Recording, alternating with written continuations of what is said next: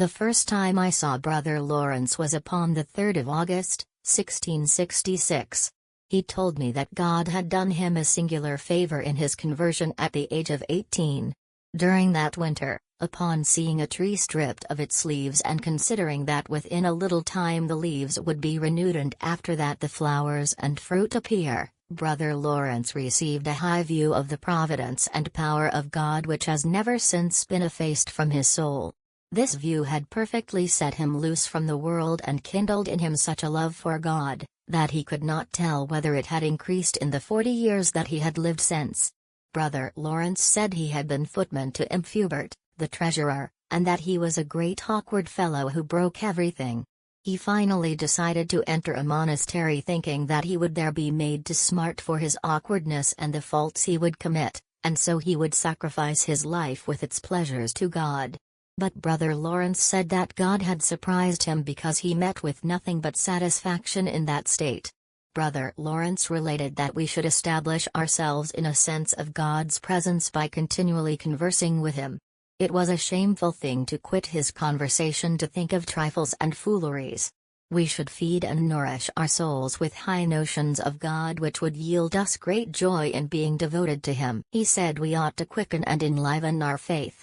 It was lamentable we had so little.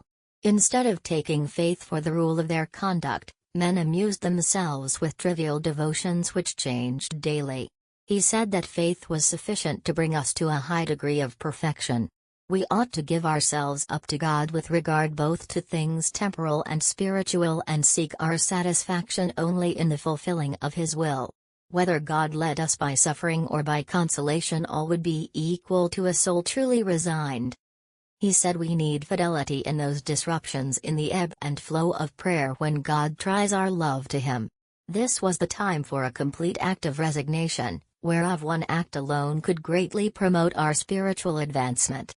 He said that as far as the miseries and sins he heard of daily in the world, he was so far from wondering at them, that, on the contrary, he was surprised there were not more considering the malice sinners were capable of. For his part, he prayed for them. But knowing that God could remedy the mischief they did when He pleased, he gave himself no further trouble. Brother Laurence said to arrive at such resignation as God requires, we should carefully watch over all the passions that mingle in spiritual as well as temporal things. God would give light concerning those passions to those who truly desire to serve Him. At the end of this first conversation, Brother Laurence said that if my purpose for the visit was to sincerely discuss how to serve God, I might come to him as often as I pleased and without any fear of being troublesome. If this was not the case, then I ought visit him no more.